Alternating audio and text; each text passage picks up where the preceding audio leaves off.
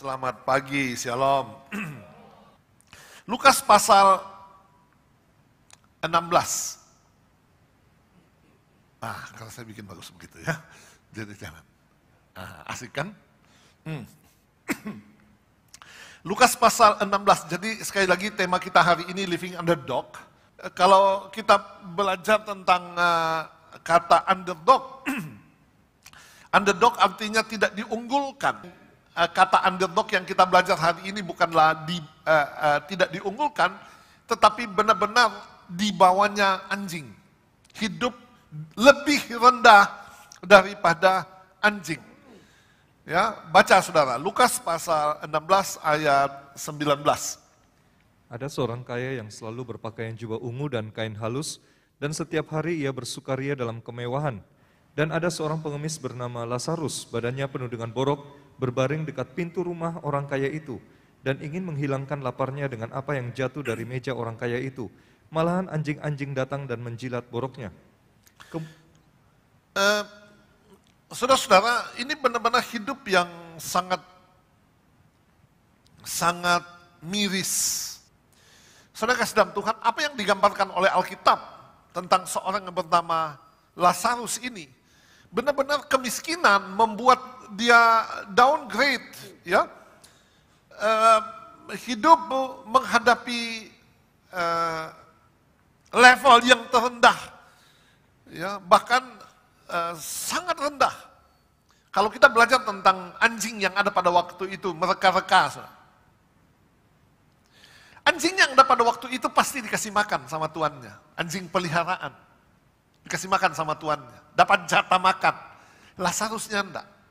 Bagaimana Lazarus bisa mendapatkan makanan? Begal. Meminta-minta. Oke? Kalau anjing ini ada bosnya. Yang punya rumah begitu ya. Dipelihara oleh tuan rumah. Kalau Lazarus tidak dipelihara oleh siapa-siapa. Anak yatim piatu bahasa Inggrisnya nobody's child. Ya, nobody wants me, I'm nobody's child. Itu lagunya siapa itu ya?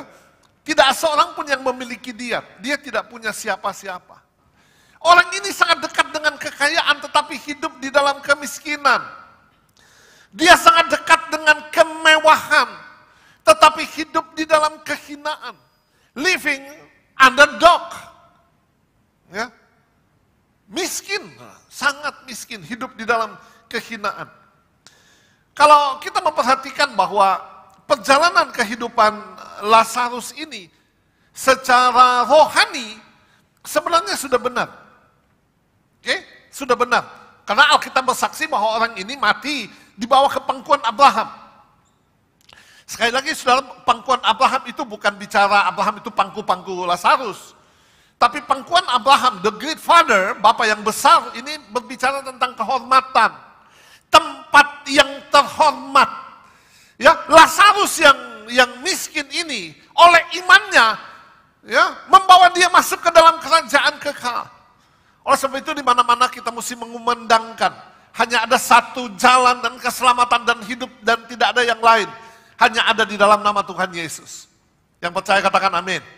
Lazarus ini saudara-saudara benar dia. Ya, imannya membawa dia masuk ke dalam kerajaan sorga. Secara jasmani, Bapak Ibu, perjalanan hidup secara jasmani keliru. Ya, dia miskin dan penyakitan. Padahal arti namanya adalah Lazarus. Ya, dalam bahasa Ibrani Eliezer. Artinya Allah menolong. Ya, Allah telah menolong. Saudara, namanya luar biasa. Lazarus ini tidak pernah tahu bahwa dia mempunyai potensi yang sangat besar di dalam dirinya. Allah telah menolong. Tetapi sayang sekali, ya, bukan hanya dia living underdog, dia living under table. Oke? Hidup di bawah meja, di bawah kemiskinan. Lazarus ini adalah gambaran orang yang gagal menjadi kesaksian. Banyak kali orang-orang Kristen itu tidak memakai otoritas Tuhan, ya, gagal memakai kuasa Tuhan yang ada di dalam dirinya. Inilah Lazarus. Nah, bagaimana dengan kekristenan kita? Kita tahu bahwa Tuhan kita adalah Tuhan yang kaya. Yang percaya Tuhan kita kaya, katakan amin. Ya, bahwa He is the owner of all things. Dia adalah Allah yang empunya segala sesuatu. Semuanya. Karena saudara, 1 Korintus pasal 10 ayat 26, langit dan bumi dan segala isinya, ya, bumi dan segala isinya adalah milik Tuhan. Milik dari Tuhan kita. Ya, Dia adalah Tuhan yang kaya. 2 Korintus 8 ayat yang ke-9. Karena kamu telah mengenal kasih karunia Tuhan kita Yesus Kristus, bahwa Ia yang oleh karena kamu menjadi miskin, sekalipun Ia kaya, supaya kamu, kita, orang percaya, menjadi kaya oleh kemiskinannya. Ya, Tuhan tidak mau kita living on the dock. Tuhan tidak mau kita living on the table. Tuhan tidak mau kita hidup di dalam kehinaan, di dalam keadaan kalah, patah, tertolak, dan selanjutnya. Ya, tetapi Tuhan yang kaya mau menjadi miskin di dalam segala kemiskinannya ketika Dia lahir di sana di Bethlehem Efrata, di tempat yang amat sangat sederhana. Melayani di dalam sangat kesederhanaan, saudara. Sampai mesti mau membayar bea bait Allah. Dia mesti minta kepada Petrus untuk pergi mancing. Ya, ikan pertama yang engkau dapat, buka mulutnya, ada uang di dalamnya. Ya, untuk membayar bea bait Allah pun dia tidak punya uang, harus melakukan mujizat. Bapak Ibu, tetapi ini adalah contoh yang baik bagi kita. Bahwa kita harus mengalami mujizat setiap hari. Katakan amin. Ulangan pasal 28, ya, mengatakan bahwa Tuhan akan mengangkat engkau menjadi head, menjadi kepala, menjadi leader, menjadi elder. Oke? Bukan menjadi ekor. Sedangkan sedang Tuhan, Tuhan mau memperlengkapi gereja, anak-anaknya. Katakan amin. Tuhan mau memperlengkapi kita. Persoalannya saudara-saudara adalah, seringkali kita menjadi orang-orang yang gagal diperlengkapi oleh Tuhan. Mari kita mau belajar ini saudara. Tuhan mau memperlengkapi kita. Tepuk dada saudara, bilang begini, Tuhan mau memperlengkapi saya. Aku tidak takut, aku akan berjuang sampai akhir zaman. Sampai kepada kesudahannya, sebab aku mau masuk ke dalam kerajaan surga. Katakan amin. Coba kita lihat Musa, ya, Musa. Bagaimana sih keadaan Musa? Musa ini orang yang terpuruk, saudara.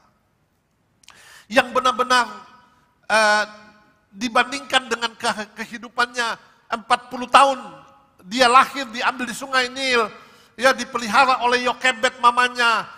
Dan kemudian dikembalikan ke putri Firaun, dirawat, diajar, dididik dengan segala pengetahuan orang Mesir. Sehingga ia berkuasa dengan perkataan dan perbuatan 40 tahun. Tetapi saudara, pada satu hari dia tersandung kepada batu. Ketika dia membunuh orang Mesir. Dan Alkitab mengatakan dia menjadi buronan. Keluaran pasal 2 ayat 15. Ketika Firaun mendengar tentang perkara itu, Musa membunuh orang Mesir. Dicarinya ikhtiar untuk membunuh Musa. Apa akibatnya? Musa escape. Musa melarikan diri, sudah. Melarikan diri dari hadapan Firaun. Lalu kemudian Keluaran pasal 3 ayat 1, dia tiba di padang gurun Midian. Dan kemudian dia menjadi gembala domba pamer, ya, papa mentua di padang gurun Midian. Dia seorang yang begitu hebat di istana Firaun. Tiba-tiba menjadi seorang gembala. Bapak Ibu, dan kalau kita membaca di Keluaran pasal 4 ayat yang ke-10, Musa ini orangnya gagap. Sulit untuk bicara. Gitu.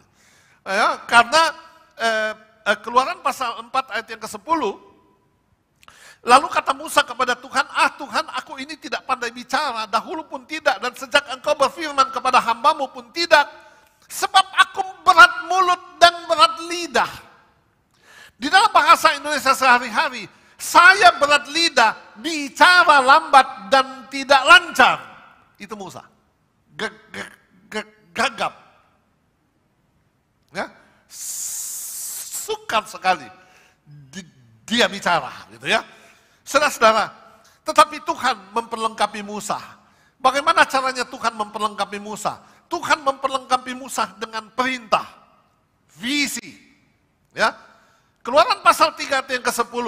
Jadi sekarang pergilah, aku mengutus engkau kepada Firaun untuk membawa umatku orang Israel keluar dari Mesir. Saudara-saudara, isi perintah Tuhan kepada Musa adalah yang pertama, mengeluarkan orang Israel dari Mesir. Waktu saya membaca ini, saudara, membaca ini, tiba-tiba saya ingat kepada amanat agung. Bukankah Tuhan sedang menyuruh kita juga mengeluarkan orang-orang yang terkungkung, terikat, dibelenggu, ya, untuk membawa mereka keluar kepada terang Tuhan. Amanat agung mengatakan, karena itu pergilah, jadikanlah semua bangsa muridku, baptislah mereka dalam nama Bapa, Anak, dan Roh Kudus, ajarlah mereka melakukan segala yang kuperintahkan kepadamu. Tuhan mau kita pergi, saudara, pergilah. Tahukah saudara bahwa kita ini adalah utusan Tuhan? Katakan amin. Saudara kasih dalam Tuhan, tahukah saudara kata pergilah itu berbicara tentang kepercayaan. Saudara, pergilah itu berbicara tentang kehormatan. Ya, bahwa Tuhan itu memberikan kehormatan kepada kita untuk melaksanakan maunya. Ya, apa yang Tuhan mau kita lakukan? Jadikanlah setiap orang, setiap bangsa murid Yesus. Saudara, jangan sampai nanti ketika Tuhan datang pada kali yang kedua, Tuhan bilang begini, manakah talenta yang aku berikan kepadamu? Oh ini Tuhan, 5, sudah jadi 10. Waduh, luar biasa. Masuklah engkau hambaku yang sabas dan setia. Masuklah ke dalam kebahagiaan Tuhanmu. Kadang-kadang, ini Tuhan, 2, sudah jadi 4. Luar biasa. Bukan soal banyaknya talenta, tetapi soal kualitas pertanggungan jawab. Masuk. Kadang-kadang, ini yang 1 aku sudah tanam di dalam tanah. Sebab aku tahu engkau adalah Tuhan yang menuai di tempat di mana engkau tidak menabur. Dan Tuhan berkata, ambillah daripadanya yang 1, berikanlah kepada yang empunya 10, dan tangkaplah orang ini, masukkanlah ke dalam api yang menyala-nyala. Di sana akan terdapat kertak ratap dan kertak gigi. Sudah kasih dalam Tuhan, saya takut ketika kita tidak mengusahakan talenta yang ada pada kita. Dan kita akan dilemparkan ke dalam api yang menyala-nyala. Bapak Ibu, amanat agung adalah pergilah, jangan diam di tempat. Di mana? Di dalam rumah dulu. Ya, anak-anak dulu, keluargamu dulu. Ya, orang-orang yang bekerja kepadamu dulu, itulah yang harus engkau layani.